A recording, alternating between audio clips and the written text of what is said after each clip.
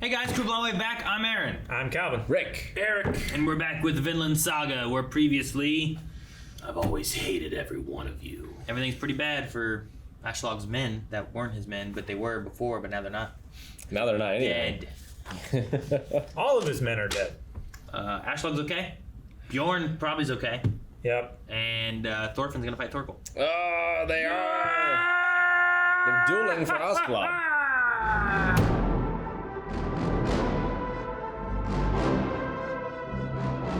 I personally don't really understand how we got there. I don't know But I like that. how he got there from what the priest was telling him. I mean, I understand the words that were said. Yeah. Yes. The I just idea don't of like follow it. all men are insane, that they should love each other more and whatnot, but they need someone to lead in that example maybe. So he's like, well, if I can get that example and be leading them in that fashion, you know, like maybe he's trying to take it upon himself for that. Yeah, Maybe. I think is what's going on. Yeah, no, I think I get what they're going for. It just, to me, doesn't track. But it is also like he's in between like a guy high on mushrooms and a drunk priest. Like trying to make sense of it all. And being like, Like, all right, forget it. and I've now figured gonna do it my way. I have now redefined what love is. Yeah. I mean, Thus, I have found my confidence. I don't know. I definitely see some sense in it.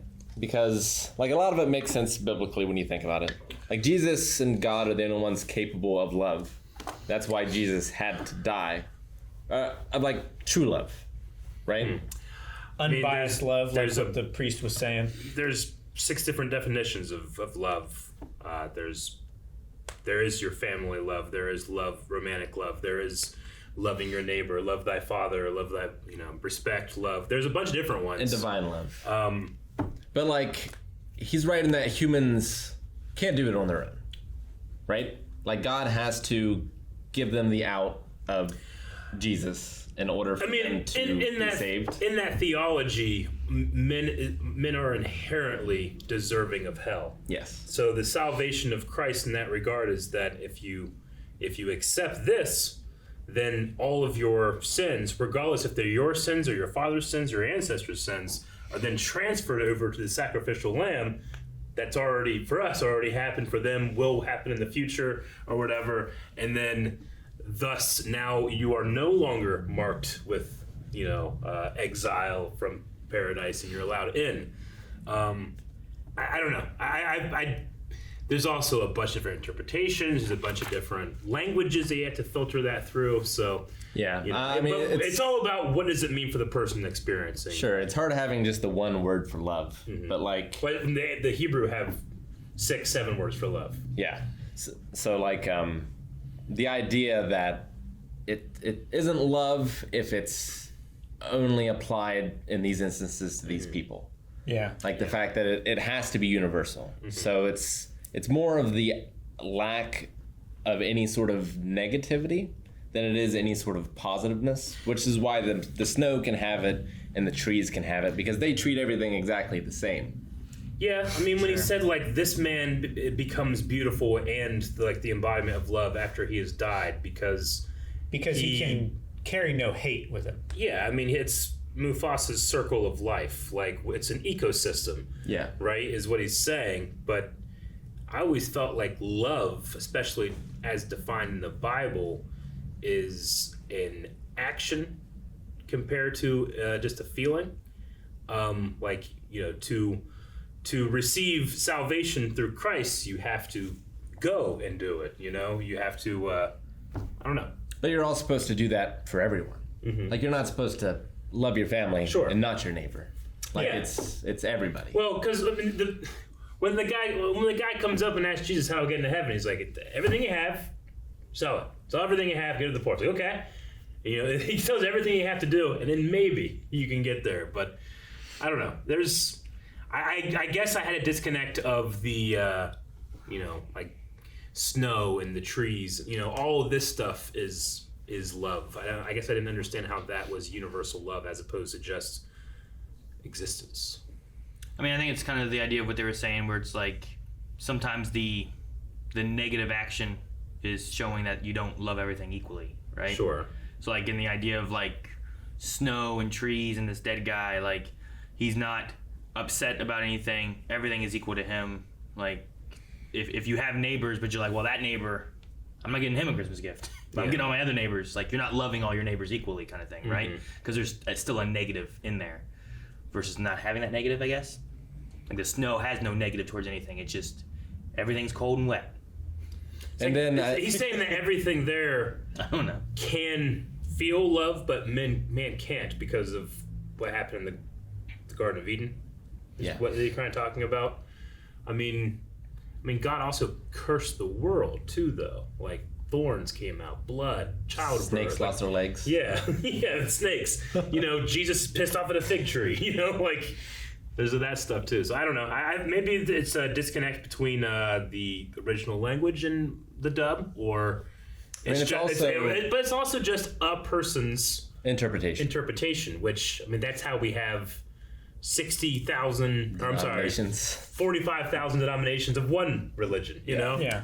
And here he, like, not only does he come to that conclusion, but he's like, God set us up to fail, so let's make paradise here. Yeah.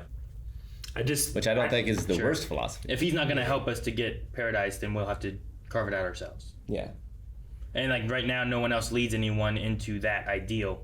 Everyone is fighting each other, and especially in his world. Sure. Where like paradise is if we die on the battle, so let's fight as much as we can. Yeah.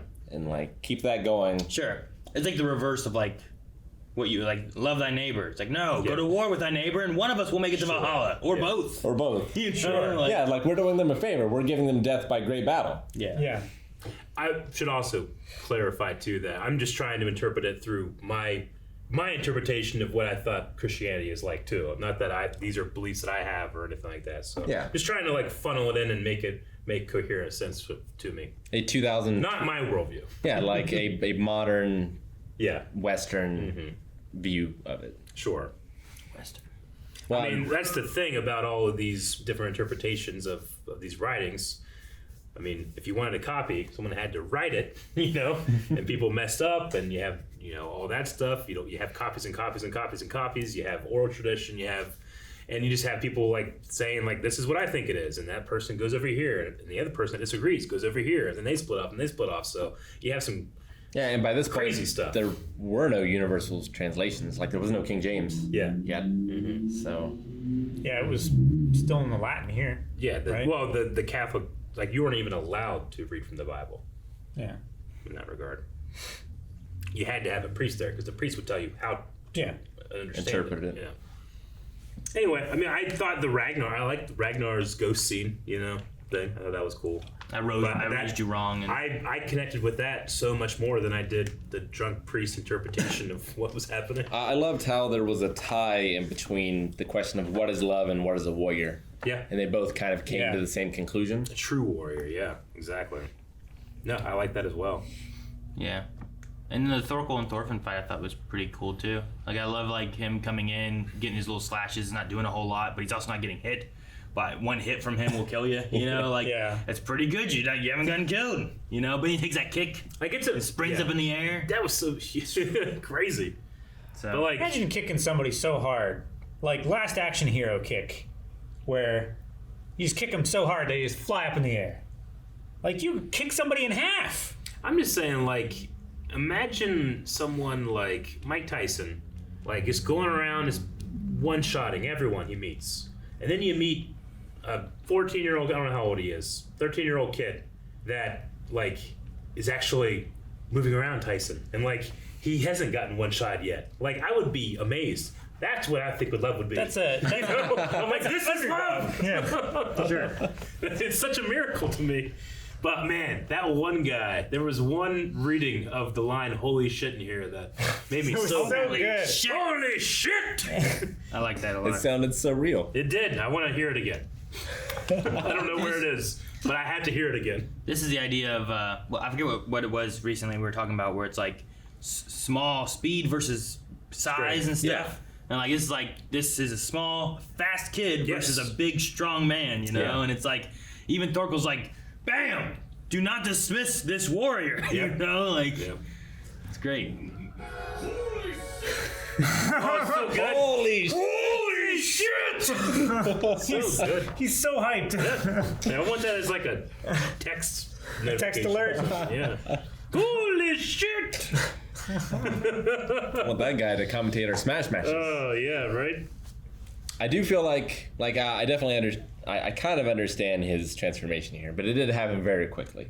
Mm-hmm. Like Berserk, which I compare this show to a little. It's unfair. Has a lot of time skips. Yep. So like the change happens, but it happens off screen, sort of thing. Quickly, but a long time. Yeah. So like I wonder if maybe it needed a time skip to where we see Canute again, or if this is better, where it's just this sudden like revelation and he just completely changes. Sure. You're taking the idea of like, well, Ragnar is gone. He says goodbye to Ragnar kind of in a way. And then you have the death of those innocent civilian people, and then all the death of all these people here happening around him, and he's just like, I'm tired of the fighting. It's been nothing but fighting. And it's like maybe it just reached a peak, you know? Yeah. It's the straw that breaks the back. It just seems like he gained a lot of confidence very quickly. And is that because he has a purpose now? Could be. Well, He didn't have a purpose before. I don't think he didn't have confidence before. He just hid it because if he didn't, then attention was paid to him. I don't know. I mean, he said that and that made sense, but he also just cowered behind him. Yeah. So I think the lack of purpose works. Because if you cower behind someone, no one expects anything of you. I mean, And thus, he was- you're not a target. He was afraid of anything he's saying being used against him and his family and all that kind of stuff, which Yeah. implies to me a lack of confidence in what he's saying because he doesn't want it to be implied to whatever he's doing, you know? But you can also just sit there silently and confidently, or you can huddle behind someone.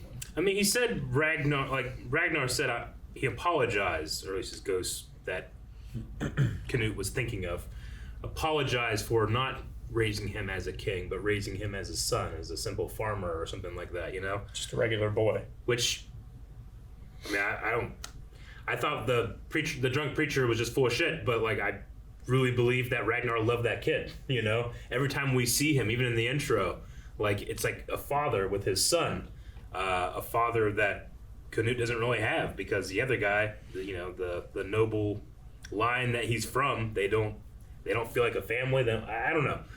But I'm trying to think of like, okay, so this morning Canute was like this, and then he had this experience, and now he is like this.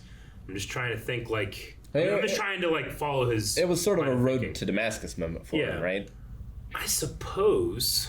Like the point of the road to Damascus story is like, without question, I now know how it is. You know, like so much so that the person I was before, I no longer am. Right? Saul becomes the Apostle Paul without ever meeting Jesus, but he does because he's struck by lightning. You know? He was like struck by inspiration. Yeah. Sure. Like, you gotta have... Like his is an epiphany, Yeah. whereas the road to Damascus is a revelation. It'd be interesting to look at, like, different people and whatever the case may be in, like, their turning points on something, right? Yeah. Because at some point, they had to have flipped from here's what they think to here's what they think now. Yeah. And you would imagine at some point, like, this is the turning point when they've changed their mind and made that decision. And it's like, well, what made that decision or what happened beforehand or whatever? Like like, he's been in a war. Ragnar's been, raising him. He knows, what all he knows, what all he's seen. Like, and then he's inspired with inspiration to like there's flip certain at this point, like there's elements of philosophy when it comes to belief in that you don't just like haphazardly choose what you believe. You are convinced or you're not. So what convinced him from here to here? And it seemed to be the revelation of what love is, right? I think it was the horrible things that he witnessed. Yeah. And was like, God cannot allow this, or like God cannot create this thing that could be this evil, or something like that. Like, I think it's the evils he saw in men here. Where Sure. It's like, look at the snow, look at the trees, look at the sky, and then look at men. But I feel like when you do that, people generally that do that, it's like, look at the trees, how can you not? It's like, yeah, but look at like parasites that only exist in your eyeball to eat it. Look at tornadoes and hurricanes. Like those, like you tend to look at like the nice things. yeah, that but you those see. parasites love all eyeballs. Exactly. Like, look at the fungus that only can reproduce if it gets inside the brains of grasshoppers and kills them. Like, there's weird stuff like that where it's like you're kind of like cherry picking the good stuff when you're just like, this feels love, this feels like love. But I definitely don't have a problem with his viewpoint changing at a snap. It's more of his behavior. Yeah. Because I feel like behavior is something that normally you have to get into a new habit of. Yeah. If that makes sense. I mean, I've gone from not feeling like I can relate to him to not feeling like I can relate to him. So it's not like I feel like I've lost or gained anything. It's just he himself. It's like him taking charge is too drastic of a change, kind of thing. It's quick, but maybe not. It's I don't quick. know. But, I mean, yeah, I don't know. Like, now I would be more confident as him. Like, if I stop Bjorn, be like, oh, I did that. I should be more confident. But he was more confident before that and therefore stopped him. But I don't know. I mean, the loss of like his father figure can be a good pushing point, and having that vision of Ragnar too, like pushing him. It is kind of a way more, of dealing with that loss. Yeah, and it's like that was more of a father than his father is, so that should be probably a big point in his life of losing that. Probably, I would imagine. And he might lose some fear too, maybe, of like he's got nothing left to lose now, so he doesn't have anything to be afraid of. That like he renounces God, so he isn't worried about his retribution anymore. Maybe that gives him confidence too. Yeah, he said he no longer seeks salvation. He's going to take it into his own hands. Create salvation. Vinland Saga. The garden. Yeah. Right? I suppose so. Finally! That is... So well, I mean, that is the thing what we've talked about. Avalon and that the land that Leif Erikson spoke of. That is another character now coming to the idea that I have a goal, and that can be the Vinland Saga. So now it all makes sense, and I like it. Guys, thank you so much for watching. If you guys enjoyed this, make sure you subscribe so you don't miss out on more Vinland Saga. And there's the next 4 episodes available over at patreon.com/blindwave. Also, check out our live streams. Eric used to stream Viking stuff on twitch.tv/blindwave. Now he's on Mass Effect. We all have different games we play, so check out twitch.tv/blindwave. Maybe we'll do some Viking stuff in the future.